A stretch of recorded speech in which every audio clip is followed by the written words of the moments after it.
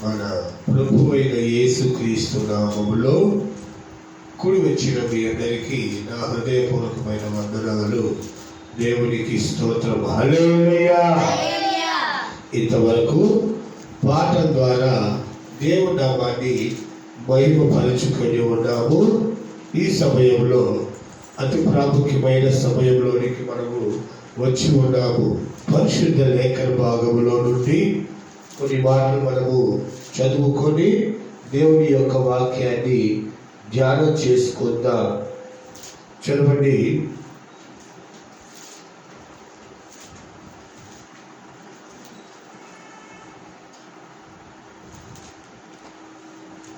రెండవ దినవృత్తాంతాల గ్రంథము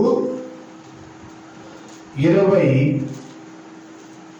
అధ్యాయము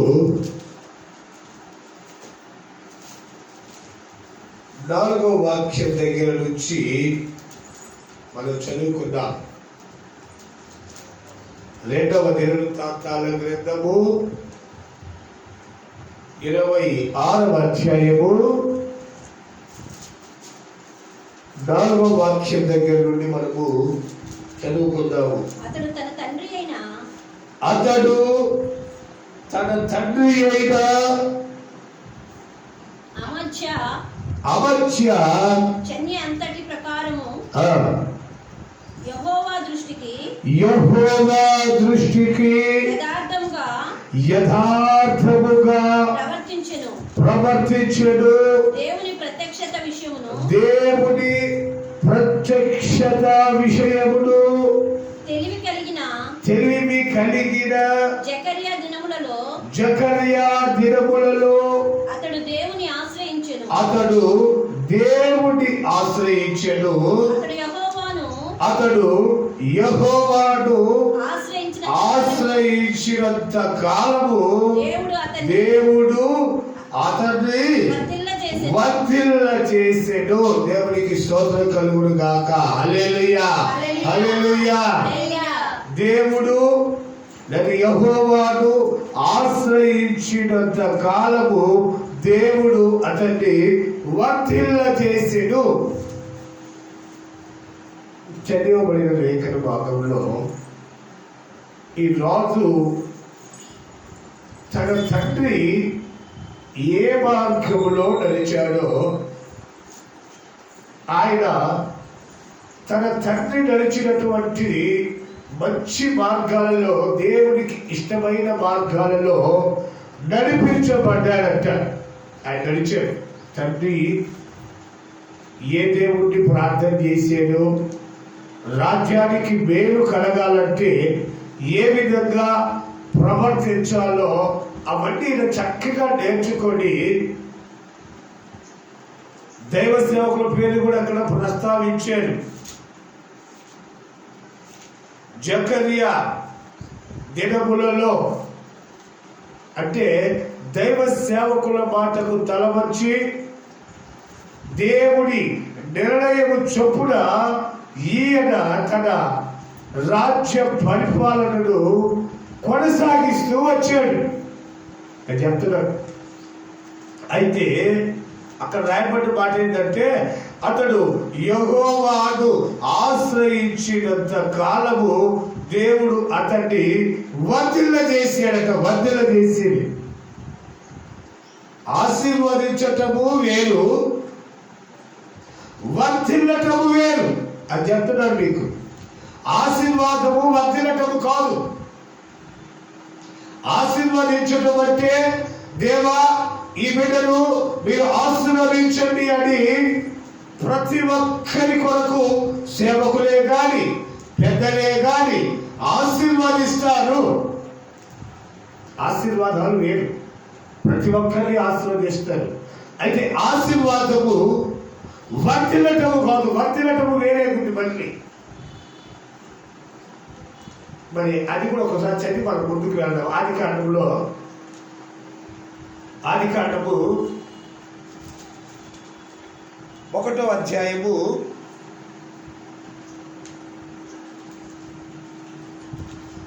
7 28వ వాక్యం ఒకసారి చదవండి. దేవుడు వారిని ఆశీర్వదించెను. దేవుడు వారిని అనగా ఆదాము హవ్వలను ఆశీర్వదించి ఎట్లనగా మీరు ఫలించి అభివృద్ధి పొంది. చూడండి మళ్ళా చదువు. యెహోవా వారిని ఆశీర్వదించెను. చూడండి వారిని ఆశీర్వదించాడు, అది ఓకే. ఆ తర్వాత ఎట్లనగా మీరు ఫలించి అభివృద్ధి పొంది విస్తరించి భూమిని నిండించి దానిని లోపరుచుకొనండి. ఇంకా కింద కూడా ఆ వస్తువులను, ఆ భూ జంతువులను అన్నిటి పేర్లు రాసేయాలండి. ఇక్కడ నేను చెప్పేది ఏంటంటే యెహోవా మొదటిగా ఆశీర్వదించాడు. ఆశీర్వదించిన తరువాత మరలా రాసింది ఏంటంటే దీవించి అభివృద్ధి పొందమంటున్నాడు. అభివృద్ధి పొందమంటాడు అని చెప్తున్నాడు. నీకు ఆశీర్వదించాడు, దీవించాడు, మరలా చెప్తున్నాడు మీరు అభివృద్ధి పొందండి. ఈ అభివృద్ధి అనేది ఎక్కడుంది, ఎలాగో మనకు వస్తుంది? అభివృద్ధి పొందాలంటే మనమేం చేయాలి? ప్రతి మనిషికి అభివృద్ధి పొందాలి అని చెప్పి ప్రతి మనిషికి ఆశ ఉంటుంది. అభివృద్ధి కాకుండా ఉండాలనేటువంటి ఆశ ఎవరికి ఉండదు. ప్రతి మనిషి నేను అభివృద్ధి కావాలి అనేటువంటి తత్వము ప్రతి మనిషికి ఉంటుంది. ఆ అభివృద్ధి ఎలాగో పొందుతామో ఒక్కసారి మనము యోబు గ్రంథము 22వ అధ్యాయము, యోబు గ్రంథం 22వ అధ్యాయము 23వ వాక్యాన్ని చదువుకున్నట్లయితే మనం ఎలాగ అభివృద్ధి పొందుతామో రాసి వచ్చారు అక్కడ. సర్వశక్తుని వైపు నీవు తిరిగిన ఎడల నీ గుడారములో నుండి దుర్మార్గమును దూరముగా తొలగించిన ఎడల నీవు అభివృద్ధి పొందేదవు. దేవునికి స్తోత్రం. హల్లెలూయా, హల్లెలూయా. అభివృద్ధి పొందాలంటే ఒక మెట్టు రాశారు అక్కడ. నీవు సర్వశక్తుని వైపు తిరగాలి. నీ ఇంటిలో ఉన్నటువంటి దుర్మార్గతను పారద్రోలాలి. రెండు చెప్పాడు అక్కడ. ఒకటి సర్వశక్తుని వైపుకు నువ్వు తిరగాలి. నీ ఇంటిలో ఉన్న దుర్మార్గతను నువ్వు దూరంగా పారద్రోలాలి. దుర్మార్గత నీ ఇంట్లో ఉంటే నువ్వు ఆశీర్వదించబడవు. దుర్మార్గత అంటే ఏంటి? పాప సంబంధమైన ప్రతిదీ, దేవునికి ఇష్టం లేని ప్రతిదీ, దేవునికి అసహ్యమైన ప్రతిదీ దుర్మార్గత కిందికే వస్తుంది. నీవు అభివృద్ధి పొందాలంటే నువ్వు సర్వశక్తిని వైపుకు తిరగాలి. నీ ఇంటిలో ఉన్న, నీ గుడములో ఉన్న, నీ గుడారములో ఉన్నటువంటి దుర్మార్గతను నువ్వు పారద్రోలాలి. ఇంకొక మాట కూడా చదవండి.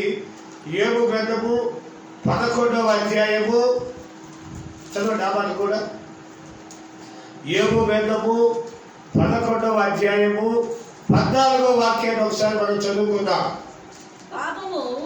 పాపము నీ చేతిలో నుండుట చూచి నీవు దానిని విడిచిన ఎడల నీ గుడారములో నుండి దుర్మార్గతను నీవు కొట్టివేసిన ఎడల నిశ్చయముగా నిర్దోషివై నీవు సంతోషించెదవు. నిర్భయుడవై నీవు స్థిరపడి ఉందువు. దేవునికి స్తోత్రం. హల్లెలూయా, హల్లెలూయా. నీ చేతిలో ఉన్నటువంటి పాపాన్ని నువ్వు విడిచాలి. నీ గృహంలో ఉన్నటువంటి దుర్మార్గతను నువ్వు పారద్రోలాలి. చూడండి, మనం అభివృద్ధి పొందాలంటే నీ చేతుల్లో ఉన్న పాపాన్ని విడిచిపెట్టాలి, నీ గృహంలో ఉన్న దుర్మార్గతను పారద్రోలాలి. అవి ఉన్నట్లయితే మనం దీవించబడము, ఆశీర్వదించబడము. మనందరికీ తెలుసు, యాకోబు మగసిరి గలవాడై రాత్రంతా పిడుగులాడి దేవుడి చేత ఆశీర్వదించబడ్డాడని మనం చదువుతాం. ఆ ఆశీర్వాదం అక్కడితోనే ఆగింది. ఆశీర్వదించాడు కానీ అభివృద్ధి పరచబడలేదు. అభివృద్ధి పరచబడి అది చెప్తున్నా నీకు. ఆశీర్వాదము వేరు, అభివృద్ధి వేరు. ఈ అభివృద్ధి ఎప్పుడు వస్తుందయ్యా అంటే, ఈ అభివృద్ధి ఎప్పుడు వస్తుందంటే, ఒకటి ఆయన చెప్పాడు, నీ గృహంలో ఉన్న దుర్మార్గత నువ్వు పారద్రోలాలి. ఇంకొక మాట కూడా చదవండి. ఆదికాండము 35వ అధ్యాయము 2వ వాక్యంలో ఒక మాట రాసించాడు. ఆదికాండము 35వ అధ్యాయము 2వ వాక్యము. అక్కడ బలిపీఠమును కట్టమని చెప్పగా యాకోబు తన ఇంటి వారితోను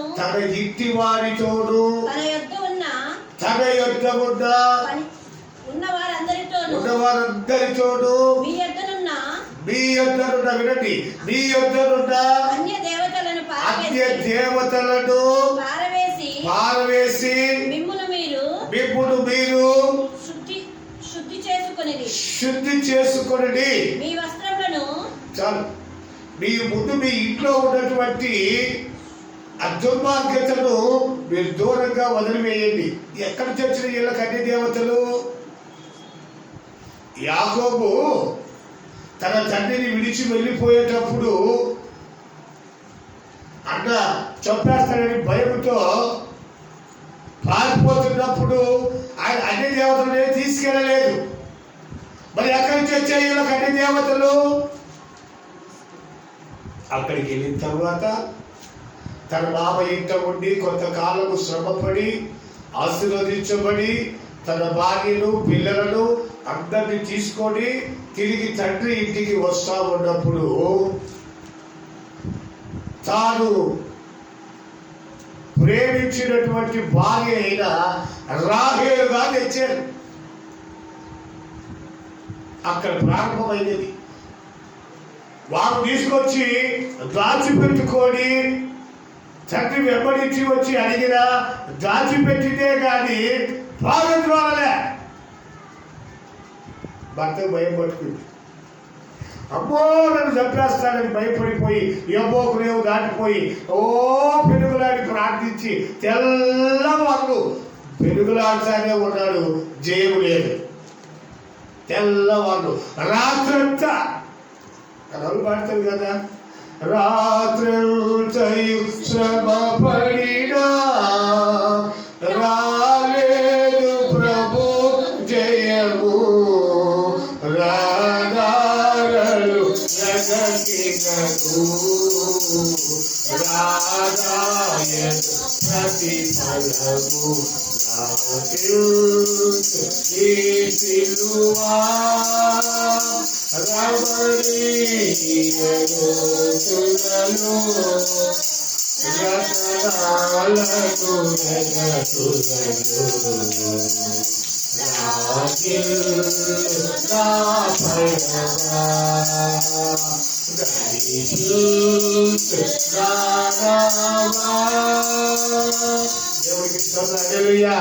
రాత్రంతా శ్రమ పడ్డాడు.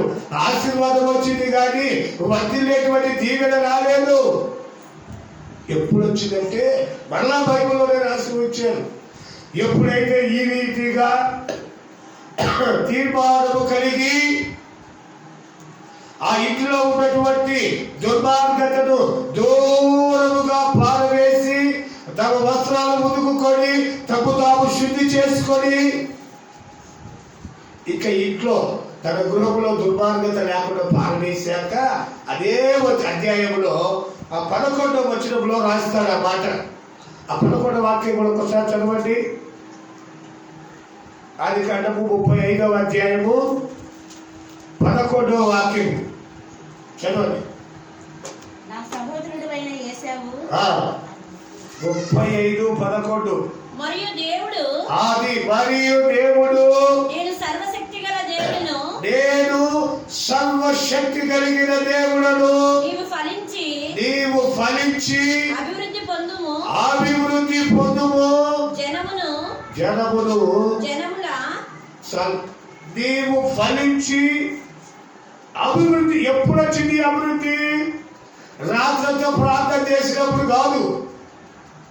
రాత్రంతా ప్రార్థన చేస్తే ఆశీర్వాదం వచ్చింది. ఈ గృహములో ఉన్న దుర్మార్గత అలాగే ఉంది.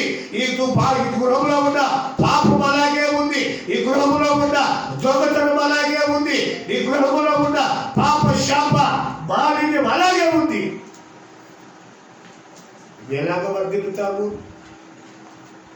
నువ్వేమో ప్రార్థన చేస్తున్నావు, ప్రార్థనలో పోరాడుతున్నావు, అయితే వర్ధిల్లే తత్వం లేకుండా పోయింది. నీవు వర్ధిల్లాలంటే నీ గృహములో ఉన్న దుర్మార్గతను పారద్రోలు, నీ చేతిలో ఉన్న పాపమును విడిచిపెట్టు. అప్పుడు నీవు వర్ధిల్లుతావు. ఆయన దీవించి అప్పుడు వర్ధిల్లమని ఇశ్రాయేలుగా పేరు మార్చాడు. ఇజ్రాయేలుగా అప్పుడు ఆశీర్వాదం వచ్చింది. ఇప్పుడు దీవెన వర్ధిల్లే తత్వం వచ్చింది. ఆది కాండములో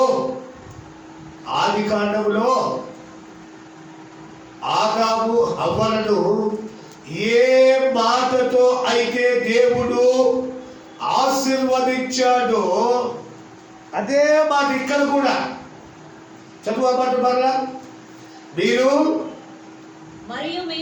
మరియు దేవుడు తన సర్వశక్తి గల నేను సర్వశక్తి గల దేవుడు, సర్వశక్తి కలిగిన దేవుడను, నీవు ఫలించి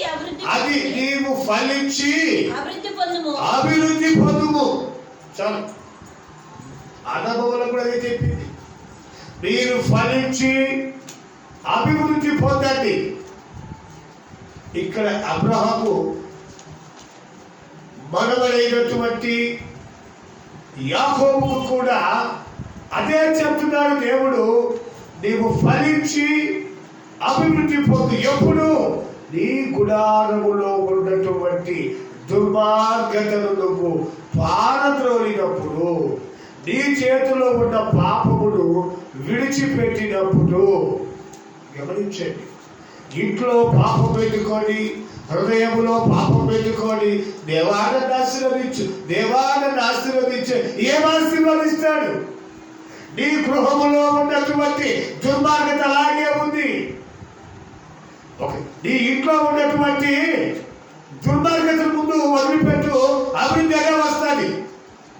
ఒక మాట చెప్పడా, ఒకసారి యేసు ప్రభు సశరీరుడిగా లోకములో సంచరిస్తా ఉన్నప్పుడు ఒక ఆయనకు యేసు ప్రభువును చూడాలని ఆశ కలిగి మేల్చితి ఎక్కితే దేవుడు చూశాడు, ఆయనకున్న ఆసక్తిని చూశాడు. సరే, మేల్చిటి దగ్గరికి యేసు ప్రభువే వచ్చి, నాయన నువ్వు ఆసక్తి కలిగి ఉన్నావు, మంచిదే, నువ్వు మేల్చిటి దిగిరా, నేను నీ ఇంట ఉంటాను అని యేసయ్య ఆ ఇంటిలోకి అడుగుపెట్టి వారితో కూడా కూర్చున్నాడు. గమనించండి, ఇక ఆయన అక్కడ సువార్త చేసినట్టు కానీ, బోధ చెప్పినట్టు కానీ, నీతి మాటలు చెప్పినట్టు కానీ రాయబడలేదు. వెళ్ళి ఆ ఇంట్లో కూర్చున్నాడు. ఇక ఆ ఇంటి యజమానికి ఒక తీర్మానం వచ్చేసింది. ఎప్పుడైతే యేసు ప్రభు మన ఇంటిలోకి, మన హృదయంలోనికి, మనలోనికి వస్తాడో ఆటోమేటిక్ గా ఆ పాపపు ఒప్పుకోలు వచ్చేస్తుంది. అప్పుడు ఆయన లేచి నిలబడి కొన్ని మాటలు ఒప్పుకుంటున్నాడు. ఆ మాట చదవండి, లూకాసు వార్త 19వ అధ్యాయము 9వ వాక్యం నుంచి చదవండి. అందుకు యేసు ఆ, ఇతడును కొంచెం ముందు ఏమిటను 8 జక్కయ్య నిలువబడి అది జక్కయ్య నిలువబడి ఇదిగో ప్రభువా. ఇప్పుడు చెప్తున్నాడు చూడండి, అక్కడ ఎవరు బోధ చేయలేదు ఆయనకు. యేసు ప్రభు వచ్చి ఆ ఇంట్లో కూర్చున్నాడు. ఈయన ఒప్పుకోలుతనం వచ్చేసింది. ఈ లేచి నిలబడుతున్నాడు. ఇదిగో ప్రభువా, ఇదిగో ప్రభువా, నా ఆస్తిలో సగము నా ఆస్తిలో సగము పేదలకు ఇచ్చుచున్నాను. పేదలకు ఇచ్చేస్తున్నాను. నేను ఎవని వద్దనైనను నేను ఎవరి వద్ద అయినను అన్యాయముగా దేనినైనను తీసుకొనిన ఎడల అతనికి 4 వంతులు మరలా చెల్లించును ప్రభువుతో ఒప్పుకున్నాడు. అందుకు ప్రభు అంటున్నాడు, ఇతడును అబ్రహాము కుమారుడే. ఎందుకనగా నేను ఈ ఇంటికి రక్షణ వచ్చి ఉంది. దేవునికి స్తోత్రం, హల్లెలూయా. మన ఇంటికి రక్షణ ఉందా? మన జీవితానికి కాపుదల ఉందా? మన బ్రతుకులో వెలుగు ఉందా? మన ఇంటిలో ఆ యేసయ్య అడుగు పెడుతున్నాడా? మన ఇంటిలోనికి యేసయ్యను ఆహ్వానిస్తున్నామా? యేసు ప్రభువుల వారు మనతో కూడా ఉన్నాడా? మాట్లాడుతున్నాడా? గమనించుకోవాలి. మనము యేసయ్య ఆ ఇంటిలోనికి వస్తే ఆ ఇంటిలో ఉన్న పాపము, ఆ ఇంటిలో ఉన్న దుర్మార్గతను ఒప్పుకుంటున్నాడు యజమాని. ఇక్కడ నేను ఈ పాపము చేయను, ఈ పాపంతో నాకు సంబంధం లేదు. చేశాను తెలియక చేసిన తప్పు క్షమించయ్యా. ఆ తెలియక చేసిన పాపాన్ని నేను ఇప్పుడు ప్రాయశ్చిత్తం పొంది 1కి 4 గంటలు ఇచ్చేస్తాను. అన్యాయంగా తీసుకున్న దాన్ని, నా కష్టార్జితం నేను సంపాదించుకున్నానే సగ భాగం పేదలకు ఇచ్చేస్తాను. ఎందుకంటే పేదలను కనికరించు వాడు యెహోవాకు అప్పించేవాడు. దేవునికి స్తోత్రం, హల్లెలూయా. పేదలను కనికరించేవాడు యెహోవాకు అప్పించేవాడు. పేదలను కనికరించమని దేవుని గ్రంథం చెప్తుంది. అందుకు ఈ జక్కయ్య లేచి నిలబడి నా ఆస్తిలో సగభాగము పేదలకు ఇచ్చేస్తాడు. గమనించాడు. ఆ ఒప్పుకోలుతనము ఎప్పుడైతే తన హృదయంలోనికి వచ్చి ఆ యేసు ప్రభువుని ఒప్పుకున్నాడో అప్పుడు దేవుడు ఏ గురించి సాక్ష్యం ఇస్తున్నాడు? ఇతడును అబ్రహాము కుమారుడే, నేను ఈ ఇంటికి రక్షణ వచ్చింది. ఇక ఈ ఇంటిలో దుర్మార్గము లేదు, ఈ ఇంటిలో పాపము లేదు, ఈ ఇంటిలో ఉన్న దుర్మార్గతను దూరంగా విసిరివేస్తున్నాడు ఈ మనిషి ఒప్పుకోలు తనముతో. ఇక పాపము లేదు, శాపము లేదు, రుగ్మతలు లేవు, రోగాలు లేవు. ఎందుకంటే ఈ ఇంటికి రక్షణ వచ్చి ఉంది. రక్షణ ఉన్న ఇంటిలో ఇక ఏ విధమైన సాతాను సంబంధమైన కార్యాలు ఆ ఇంటిలో ఉండవు. సంతోషము, ఆనందము. ఎందుకంటే నీతిమంతుల గుడారములో రక్షణను కూర్చిన సునాద గీతములు వినబడతాయి. రక్షించబడినటువంటి ఇంట్లో దేవుని గురించినటువంటి పరిశుద్ధ వాక్కులే ఉంటాయి. కాబట్టి ప్రియమైన దేవుని బిడ్డలారా, మనము అభివృద్ధి పొందాలంటే మన గృహంలో ఉన్నటువంటి దుర్మార్గతను విసిరివేయాలి. మన చేతిలో ఉన్నటువంటి పాపాన్ని వదిలివేయాలి. గృహంలో ఉన్నటువంటి దుర్మార్గాన్ని పెట్టుకొని ఎంత ప్రార్థన చేసినా ఆశీర్వాదం వచ్చిందే కానీ అభివృద్ధి రాలేదు. ఆ ఆశీర్వాదం కూడా బలవంతంగా తెల్లవారుతుంది కనుక నన్ను పోనీ అంటే నీవు నన్ను ఆశీర్వదిస్తే పోనిస్తానంటే సరే ఆశీర్వదించినప్పుడు అన్నాడు. అభివృద్ధి రాలేదు. ఎందుకంటే భయపడ్డాడు, సగం ఆస్తిని కోల్పోయాడు. ఎక్కడికి అక్కడ ఆశీర్వాదం?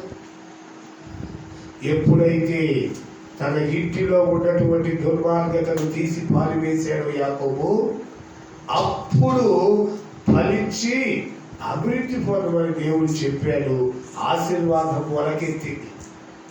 దేవునికి స్తోత్రం కలుగును గాక. హల్లెలూయా. ఈ విధంగా ఈ అభివృద్ధిని దేవుడు మనల్ని ముందుకు నడిపిస్తా ఉన్నాడు. ఈ అభివృద్ధి లేకపోతే మనము ఎటు వెళ్ళాలో అర్థం కాని పరిస్థితులలో మనము ఇదే పోతాం. ఈ అభివృద్ధిని యెహోషువ కూడా ఒకసారి చెప్తాడు. ఆ మాట చదవండి. యెహోషువ గ్రంథము 6వ అధ్యాయము 18వ వాక్యములో అభివృద్ధిని చెప్తున్నాడు దేవుడు అక్కడ. యెహోషువ గ్రంథము 6వ అధ్యాయము 18వ వాక్యము. శపింపబడిన దానిలో కొంచెమైనను మీరు తీసుకొనిన ఎడల మీరు శాపగ్రస్తులై ఇశ్రాయేలీయుల పాలెమునకు శాపము తెప్పించి దానికి బాధ కలుగజేస్తారు.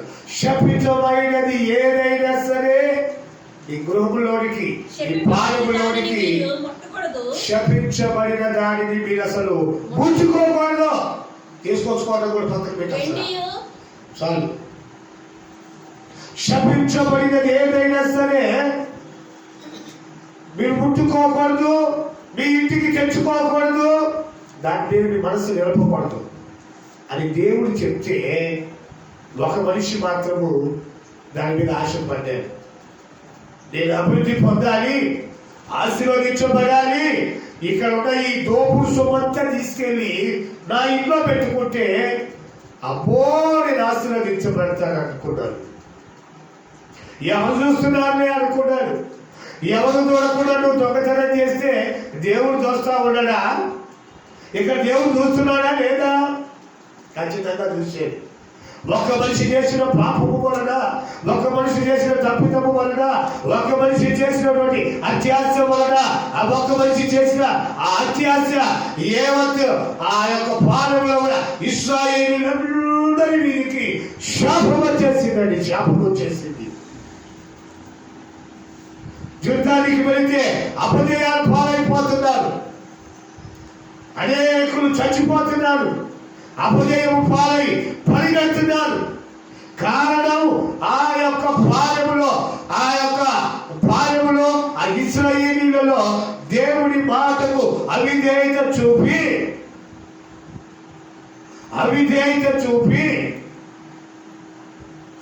దేవుని కృపకు దూరమైపోయారు.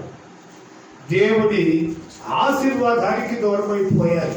అభివృద్ధి కావాలంటే నువ్వు ఎలాగవుతావు? అభివృద్ధి పొందాలని ఆశ నీకు ఉండొచ్చు, కానీ అభివృద్ధి అయ్యే పనులు చేయట్లేదు. అభివృద్ధి పొందాలని ఈ మనిషి దేవుడికి వ్యతిరేకమైన పని చేసే ఆశీర్వాదం రాలేదు.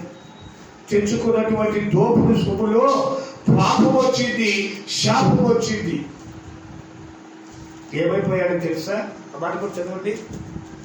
యెహోషువ గ్రంథము 7వ అధ్యాయము 20వ వాక్యంలో ఉంటుంది. యెహోషువ గ్రంథము 7వ అధ్యాయము ఆకాను యెహోషువతో ఇశ్రాయేలు దేవుడైన యెహోవాకు విరోధముగా నేను పాపము చేసి తిని నిజము దోపుడు సొమ్ములో ఒక మంచి షీనారు పైన చెప్పారండి. ఇశ్రాయేలు దేవునికి విరోధముగా నేను పాపము చేశాను ఒప్పుకుంటున్నాడు. అక్కడ ఏం ఒప్పుకోని తనం ఉండాలంటే దైవముడ జక్కయ్య ఒప్పుకోని తనం మనకు ఉండాలి. నా ఆస్తిలో సగభాగం పేదలకు ఇస్తున్నాను, అన్యాయంగా తీసుకున్న వారికి 4 వంతులు ఇస్తున్నాను, నా ఇంటిలో దుర్మార్గతను దూరంగా త్రోసివేశాను, నన్ను దీవించు వర్ధిల్లచి. అప్పుడు దేవుడు సాక్ష్యం ఇచ్చాడు, ఇతడును అబ్రహాము కుమారుడే, నేను ఈ ఇంటికి రక్షణ రక్షణ రక్షణ వచ్చి ఉంది. దీన్ని గుర్తుపెట్టుకోకుండా ఈ ఇంటిలోనికి పాపాన్ని తెచ్చిపెట్టుకున్నాడు ఆకారం. ఇక అభివృద్ధి అని చేస్తుంది, ఆశీర్వాదం ఎక్కడ నిలబడుతుంది? జీవితాన్ని పతనావస్థ తీసుకులోనికి నడిపించుకుంటున్నాడు ఆకారం.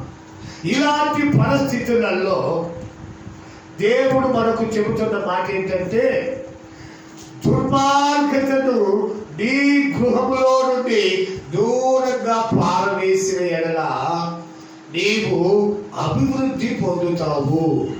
అభివృద్ధి పొందాలి అంటే ఇవన్నీ కావాలి. అభివృద్ధి పొందాలి అంటే వీటిని పాటించాలి.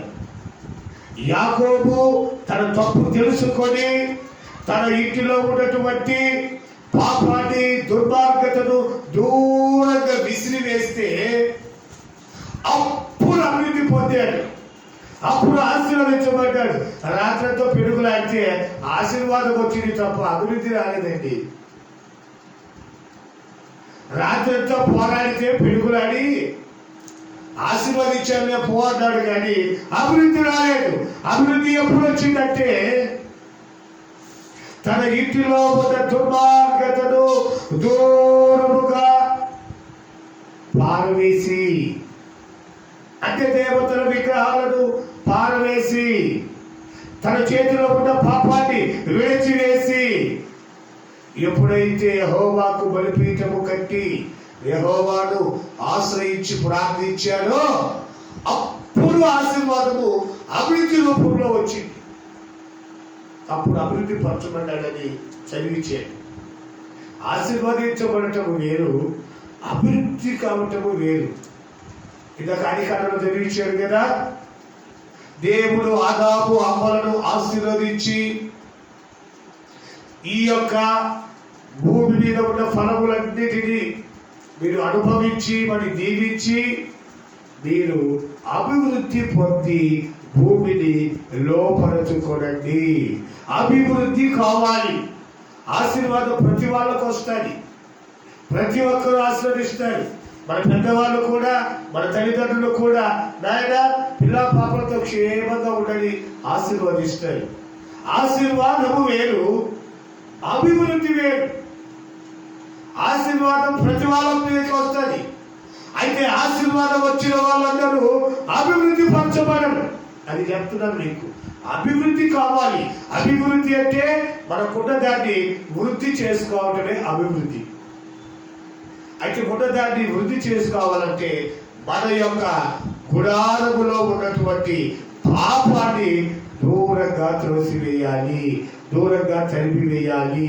మన చేతుల్లో ఉన్న పాపాన్ని వదిలివేయాలి. అప్పుడు వర్ధిల్లుతాం. ఈ రాజు ఎప్పుడైతే తన తండ్రి అడుగుజాడల్లో నడిచాడో, సేవకుల మాటకు విధేయత చూపి నడిపించబడ్డాడో అప్పుడు అభివృద్ధి అయ్యాడు. మళ్ళా జ్ఞాపకం చేసుకుంటూ మా మాట చదవండి. దేవుని వృత్తాంతాల 2వ గ్రంథము 26వ అధ్యాయము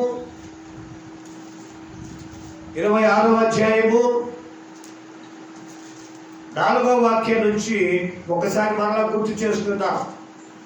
అతడు తన తండ్రి అయిన అమజ్య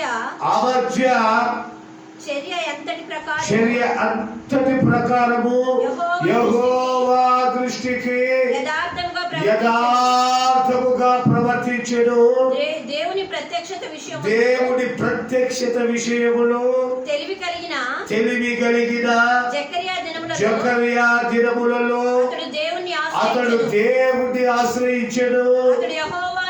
అతడు యెహోవాను ఆశ్రయించినంత కాలము దేవుడు అతనిని వర్ధిల్లజేశాడు. చూడండి, తండ్రి చెప్పిన మాట విన్నాడు.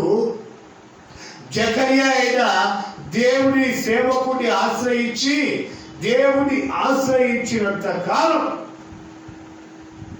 మాట విలువైన మాట. దేవుని ఆశ్రయించేంత కాలం వర్ధిల్లాడు.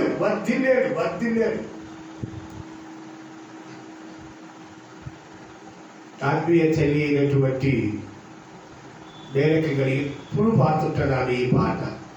వర్ధిల్లెదము మన దేవుడి మందిరమందు నాటబడిన వారమై వర్ధిల్లెదము మన దేవుడి మందిరమందు నాటబడిన వారమై నీతిమంతులమై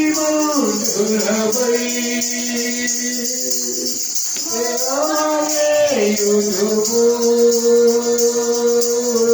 యేసు రాజ్యములోనే జయము మనకు జయము స్తుతి స్తోత్రములోనే జయము మనకు జయము వర్ధిల్లెదము మన దేవుడి మందిరమందు నాటబడిన వారమై. ఆమేన్. హల్లెలూయా.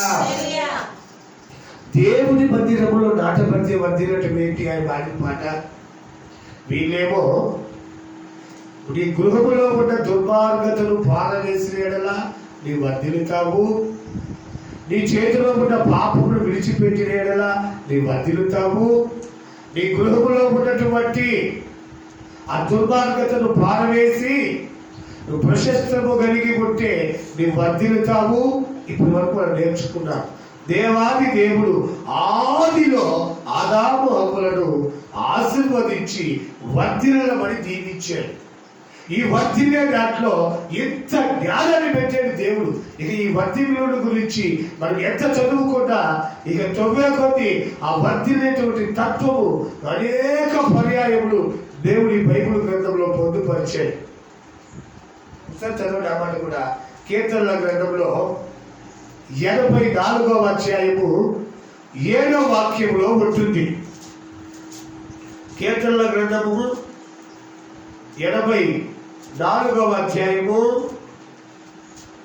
7వ వాక్యంలో ఉంటుంది ఆ మాట. వారు నానాటికి అభివృద్ధి నొందుచు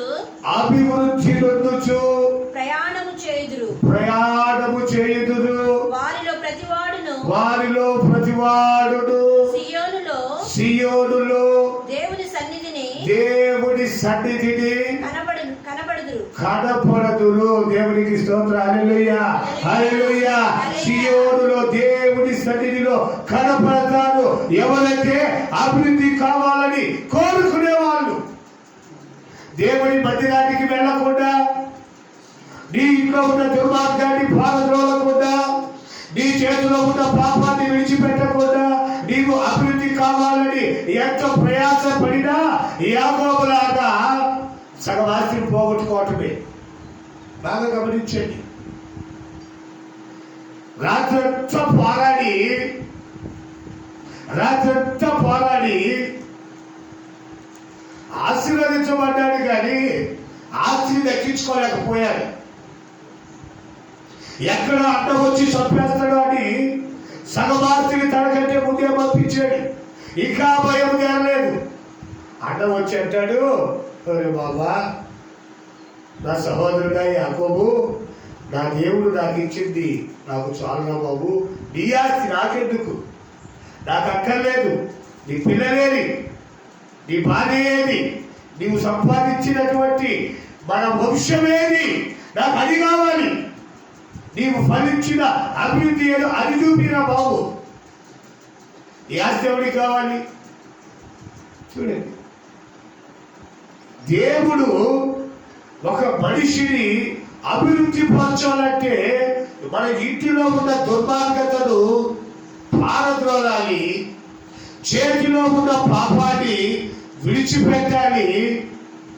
అప్పుడు నీవు ఆశీర్వదించబడి దీవించబడి అభివృద్ధి పొందుతావు. ఈ 3 మాటలు ఆదికాండంలో రాశారు.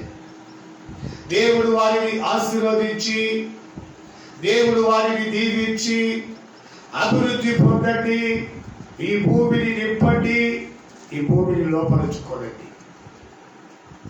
ప్రియమైన దేవుని బిడ్డలైన మనము ఈ విషయాలను గమనించుకోవాలి. ఈ అభివృద్ధి మనకు రావాలి అంటే చేతిలో ఉన్న పాపాన్ని విడిచిపెట్టాలి, గృహంలో ఉన్నటువంటి పాపాన్ని త్రోడివేయాలి, దేవుని సన్నిధిలో కనబడాలి. ఈ 3 చేయాలి. ఒక మనిషికి అభివృద్ధి కావాలంటే ఈ 3టిని అవలంబిస్తే దేవుడు తప్పక ఆశీర్వదించి అభివృద్ధి పొందుతారని చెప్తున్నాడు. అందుకే మేరకు గారు మందిరము మన దేవుని మందిరములో నాటబడిన వారిపై ఆ కిందికి పోయి చదువుకుంటా పోతే దేవుని మందిరములో నాటబడితే ఏమేమి ఆశీర్వాదాలు ఉన్నాయో, ఏమేమి దీవెనలు ఉన్నాయో రాసి ఉంచారు. కాబట్టి ప్రియమైన దేవుని బిడ్డలారా, ఈ మధ్యాహ్న కాల సమయంలో మన దేవాది దేవుడు మనతో మాట్లాడుతున్న మాట, నీవు వర్ధిల్లాలని ఆయన చిత్తం. శపించబడిపోవాలని కాదు. ఆకారు శపించబడిపోయాడంటే అతను చేసినటువంటి క్రియ అభివృద్ధి పడబడాలని, నేను అభివృద్ధి పడాలి, నేను గొప్పవాడిగా మార్చబడాలి, నేను దీవించబడాలి అని దేవునికి వ్యతిరేకమైన క్రియ చేశాడు. తనకు తన ఇంటి వాళ్ళకి శాపాన్ని తెచ్చిపెట్టుకున్నాడు. జక్కయ్య అయితే లేచి నిలబడి నా ఆస్తిలో సగభాగం పేదలకు ఇస్తాడు, అన్యాయంగా ఎవరికైనా తీసుకుంటే 4 వంతులు వారికి తిరిగి చెల్లిస్తాడు అని ఎప్పుడైతే ఒప్పుకోలు తనకు వచ్చిందో, దేవుడు చెప్పలేదండి, సువార్త చేసినట్టు కానీ బోధించినట్టు కానీ అక్కడ రాయబడలేదు.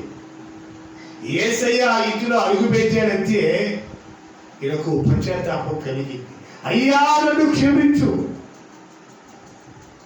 ఎందుకంటే పేదలకు సగం ఇచ్చేస్తానంటే ఆయనకు వాక్యం గుర్తొచ్చింది. పేదలను కనికరించువాడు యెహోవాకు అప్పించేవాడు. పేదలను ఎవరు కనికరిస్తాడో వారు దేవునికి ప్రియులైపోతారు. నువ్వు పేదవాడికి ఇచ్చిన ఈ 100 రూపాయలు దేవుడికి అప్పించినట్టే. నీ రుణం ఉంచుకోడు ఆయన, నీకు 100 ప్రతిఫలం ఇస్తాడు. గమనించండి, పేదలను బాధించకండి, విధవరాలను మీరు బాధ పెట్టద్దని బైబిల్ గ్రంథంలో స్పష్టంగా రాసి ఇచ్చారు. మరి ఈ వాక్యాలన్నీ మనం చదువుకుంటున్నామా? మన గృహంలో ఉన్నటువంటి దుర్మార్గతను విడిచిపెట్టి పారద్రోలుతున్నామా? లేక లోక సంబంధమైన విషయాలలో మనసు నిలిపి మన పొరుగు వారిని దోచుకొని దొంగలించి అభివృద్ధి పొందాలని చూస్తున్నామా? లేకపోతే దేవుని సన్నిధానములకు వచ్చి దేవుని సన్నిధిలో కూర్చొని దేవుని సన్నిధిలో ఆయనకు మొరపెట్టి ఆ అభివృద్ధిని కోరుకుంటున్నామా? మనం ఏ అభివృద్ధిని కోరుకుంటున్నాం? పొరుగు వారిని దోచుకునే అభివృద్ధి, దేవుణ్ణి ప్రార్థించి పొందుకునే అభివృద్ధి? దేవుని ప్రార్థించి పొందుకున్నవాడు అబ్రహాం. ఆశీర్వాదము మొట్టమొదటి ఈ భూమికి తీసుకొచ్చిన వాడు అబ్రహాం. ఆయన మనవడైనటువంటి యాకోబు ఆశీర్వాదముతో పాటు అభివృద్ధిని కూడా తీసుకొని వచ్చాడు. అది అర్థమండి. ఆశీర్వాదము వేరు, అభివృద్ధి వేరు. ఆశీర్వదించబడేది ప్రతి ఒక్కరు ఆశీర్వదించబడతారు, అభివృద్ధి పొందేది కొంతమంది మాత్రమే. ఆ అభివృద్ధి మన జీవితాల్లోకి రావాలంటే ఈ రాజు తండ్రి మాటను విని అనుసరించాడు, సేవకుని మాటను ఆశ్రయించాడు. ఎంతకాలము దేవుని అనుసరించాడో అతడు అభివృద్ధి పొందుతానే ఉన్నాడు. ఆ అభివృద్ధి మన జీవితాలలో కావాలని మనం ఆశ కలిగి దేవుని సన్నిధానంలోకి వచ్చినట్లయితే, మనం చదువుకున్నాము, ఆయన సన్నిధిలో అభివృద్ధి ఉంది, అభివృద్ధి పొందుతా ఉంటారు. సియోనులో ఆయన సముఖములో కనపడిన వారు అభివృద్ధి పొందుతారు. ఆయన సన్నిధికి రాకుండా మనం ఎక్కడెక్కడో లోకరీతిగా జీవిస్తూ, లోక సంబంధమైన విషయాల్లో ఉంటూ, లోక సంబంధమైనటువంటి పరిస్థితులలో కొనసాగుతూ మనకు అభివృద్ధి కావాలంటే ఆ అభివృద్ధి మనకు పొందలేమండి. ఆ అభివృద్ధి పొందలేము. కాబట్టి ప్రియమైన దేవుని బిడ్డలారా, అభివృద్ధి పొందాలంటే మొదటిగా నీ చేతిలో ఉన్న పాపాన్ని విడిచిపెట్టు. అభివృద్ధి కావాలంటే నీ గృహంలో ఉన్న దుర్మార్గతను పారద్రోలు. అభివృద్ధి కావాలంటే నీ ఇంటిలో ఉన్న సకల రుగ్మతలను యేసు నామములో తీసిపడేయ్. నీకు తెలుసు నువ్వు ఏ పాపం చేసావో, ఏ ద్రోహం చేసావో, ఎవరికి అన్యాయం చేసావో, ఎవరిని దోచుకున్నావో సమస్తము నీకు తెలుసు. దేవుడు జ్ఞాపకం చేస్తాడు. నువ్వు దాన్ని వదిలేయి. ఈ జక్కయ్య అయితే 4 గంటలు ఇరికేస్తానంటున్నాడు. 4 గంటలు చూడండి. ఈ వెంటనే దేవుడు చెప్పాడు, ఇతడు అబ్రహాము కుమారుని, నేను ఈ ఇంటికి రక్షణ వచ్చింది. రక్షణ వస్తే ఇక అభివృద్ధి. ఏ ఇంట్లో రక్షణ ఉంటుందో ఆ ఇంట్లో పాప శాపాలు ఉండవు, సాతాను సంబంధమైన కార్యాలు ఉండవు. దేవుడు నిశ్చయముగా వారిని ఆశీర్వదించి దీవించి ఆయన కృపలో బలపరిచి భద్రపరిచి ఆయన నిత్య నివాసానికి తీసుకొని వెళతారు. కాబట్టి ప్రియమైన దేవుడి బిడ్డలారా, ఆయన అభివృద్ధి మనకు పరచాలని ఈరోజు మనతో మాట్లాడే, ఆయన మనల్ని అభివృద్ధి పరచాలని ఈ దినం ఆయన కోరుకుంటున్నారు. ఆయన అభివృద్ధి మనకు ఇవ్వాలని ఆయన వాక్యం ద్వారా మాట్లాడుతున్నాడు కనుక ఆ అభివృద్ధిని మనం పొందుకోవాలంటే ఆయన సన్నిధిలో ఆయనకు మొదలుపెట్టాలి. అప్పుడు ఆయన మనల్ని అభివృద్ధి పరుస్తాడు. మోకరించండి, కళ్ళు మూసుకోనండి, మనము ప్రార్థన చేసుకుందాం. మోకరించి కళ్ళు మూసుకొని మనం ఒక క్షణం మనం ప్రార్థన చేసుకుందాం. దేవా, మీరు ఇంత సూటిగా మాతో మాట్లాడినందుకై నీకు స్తోత్రములయ్యా. ఆయన మేము అభివృద్ధి పరచబడాలంటే మా చేతిలో ఉన్న పాపాన్ని విడిచిపెట్టమని, మా గృహంలో ఉన్న దుర్మార్గతను పారదోలమని, మా గృహంలో ఉన్నటువంటి అన్య సంబంధమైన వస్తువులన్నీ తీసివేయమని, అప్పుడు నీవు అభివృద్ధి పరుస్తావని మీరు మాతో మాట్లాడిన ప్రతి మాటకై నీకు స్తోత్రం నాయనా. జక్కయ్య ఎప్పుడైతే ఆ ఒప్పుకోలుతనంతో తన ఇంటిలో ఉన్న దుర్మార్గతను తీసివేసుకున్నాడో ఆ ఇంటికి మీరు రక్షణనిచ్చారు. దేవా నీకు స్తోత్రం. అదే రక్షణ మాకు దయచేయండి. అదే అభివృద్ధి మా గృహంలో అనుగ్రహించండి. అయ్యా నీకు స్తోత్రం. మనం ప్రార్థించుకున్నట్లయితే దేవుడు నిశ్చయముగా అభివృద్ధి మనకి ఇస్తాడు. ఎందుకంటే ఆయన సన్నిధిలో కనపడిన వారు అభివృద్ధి పొందుతారని స్పష్టంగా రాసి వచ్చాడు కనుక అభివృద్ధి పొందిన వారు సియోనులో ఆయన ముఖ సన్నిధిలో కనపడతారంట. మనం ఆయన సన్నిధిలో కనపడుతున్న మనము అభివృద్ధి పొందాలంటే ఆయన అడగాలి. అడుగుడి మీకు ఇవ్వబడు, అడుగుడి మీకు ఇవ్వబడు.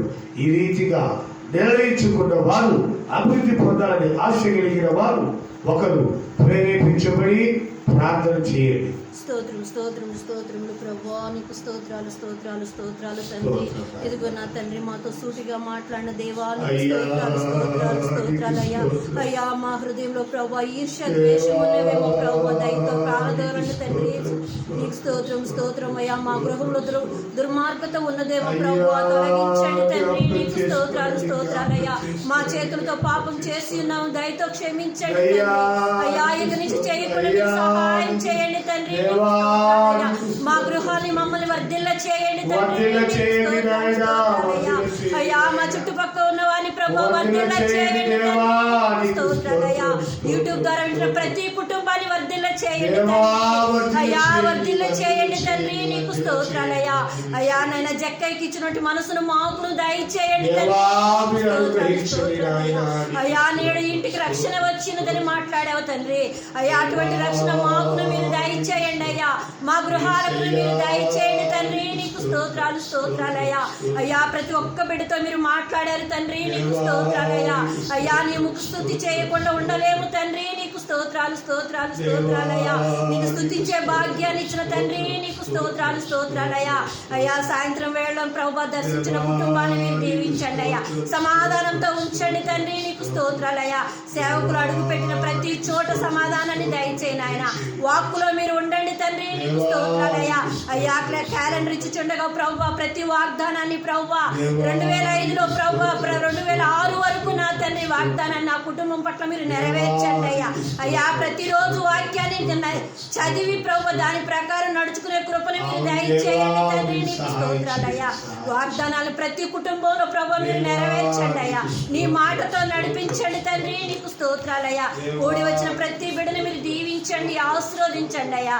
సాయంత్రం జరగబోయే ప్రభు కూటానికి కూడా ప్రభు మీరు మాత్రమే మహిమ పొందమని యేసయ్య పరిశుద్ధ నామం పేరిట అడుగుచున్నాను తండ్రి. దేవుడు తన బిడ్డకు ప్రేరేపించబడి ఈ రీతిగా ఈ క్యాలెండర్ల గురించి కూడా ప్రార్థన చేసినందుకే దేవునికి స్తోత్రాలు చెల్లిద్దాం. దేవుడిచ్చిన ఈ మంచి తరుణాన్ని బట్టి దేవునికి స్తోత్రాలు చెల్లిద్దాం. ఆయన సన్నిధిలో ప్రార్థించుకునే ధన్యత ఇచ్చిన దేవునికి స్తోత్రాలు చెల్లిద్దాం. స్తోత్రం స్తోత్రం స్తోత్రం స్తోత్రం. ఈ దినపు ప్రార్థనలో పాల్గొన్న ప్రతి కుటుంబాన్ని దేవుడు వర్ధిల్ల చేసినందుకే స్తోత్రాలు చెల్లిద్దాం. స్తోత్రం స్తోత్రం స్తోత్రం స్తోత్రం. అలాగే రైల్వే స్టేషన్ కాలనీ, అలాగే సుందరయ్య కాలనీ, ఎస్టేటు, ఈ డ్రైవర్స్ కాలనీ ప్రతి బిడ్డల కుటుంబాన్ని దేవుడు ఎవరైతే ప్రార్థించుకుంటున్నారో ప్రతి కుటుంబాన్ని దేవుడు ఆశీర్వదించి అంచెలంచెలుగా ఎదిగింపు చేస్తున్న దేవునికి స్తోత్రాలు చెల్లిద్దాం. స్తోత్రం స్తోత్రం స్తోత్రం. పోషణ మినిస్ట్రీని సేవకులను నడిపిస్తున్న నాయకులను విశ్వాసులను దేవుడు ఆశీర్వదించి అంతకంతకు వర్ధిల్ల చేసి నడిపిస్తున్న నాయకులు విశ్వకు, అబ్రహామునకు, రాజునకు, అలాగే ఫ్రైడేలకు ప్రతి ఒక్కరికి దేవుడు ఆయన కృప నిండాలుగా అనుగ్రహించలాగున స్తోత్రాలు చెల్లిద్దాం. ప్రార్థన చేసుకుందాం. పరిశుద్ధుడా జీవాధిపతి నీకు స్తోత్రం. గొప్ప దేవుడు గొప్ప మీరు ఈ మధ్యాహ్న కాల సమయంలో దేవా మా మధ్యలోనికి దిగి వచ్చి అభివృద్ధి పొందాలని, అభివృద్ధి ఏ విధంగా పొందుతామో మీరు మాతో సూటిగా మాట్లాడినందుకై నీకు స్తోత్రం. మా చేతుల్లో పాపం ఉందేమో దయతో క్షమించండి అయ్యా. మా గృహంలో దుర్మార్గత ఉందేమో దయతో తొలగించండి. మా జీవితాల్లో ఆశీర్వాదాన్ని అనుగ్రహించి అభివృద్ధిని మీరు దయచేయండి నాయన. నీకు స్తోత్రం స్తోత్రం స్తోత్రం. ఇక్కడ కూడి ఏ ఒక్కరు కూడా ఉట్టిగా వెళ్ళకుండా ఈ దీవెన పొందాలి, ఈ ఆశీర్వాదాన్ని పొందాలి, ఈ అభివృద్ధిని పొందాలని ప్రార్థిస్తున్నాను దేవా. నీకు స్తోత్రం. అయ్యా ఈ సేవకు సహకరిస్తున్నటువంటి ప్రతి హస్తాన్ని మీరు దీవించండి, ఆశీర్వదించండి, నూరంతల ప్రతిఫలాన్ని మీరు దయచేయండి. ఈ క్యాలెండర్ నా తండ్రి ఏ గృహంలో ఉంటుందో ఆ గృహంలో మీరు ఉండండి, మీరు మాట్లాడండి. ఆ గృహంలో మీరు ఆ గృహానికి మీరు రక్షణ దయచేయమని ప్రార్థిస్తుంది. జగ్గయ్య ఇంటికి వచ్చిన రక్షణ అయ్యా మీరు అనుగ్రహించమని ప్రార్థిస్తుంది. సమాధానకర్తగా మీరు ఉండండి. అతి కృపలో నా తండ్రి ఈ యొక్క క్యాలెండర్ని కూడా మీరు ఆశీర్వదించి దీవించి మీ కృప చేత వర్ధిల్ల చేసి ఈ మధ్యాహ్న కాలపు దీవెనలతో మీరు నింపి పంపమని యేసయ్య పరిశుద్ధ నామం పేరట అడిగి ప్రార్థించి వినయముగా వేడుకొనుచున్నాము పరమ తండ్రి.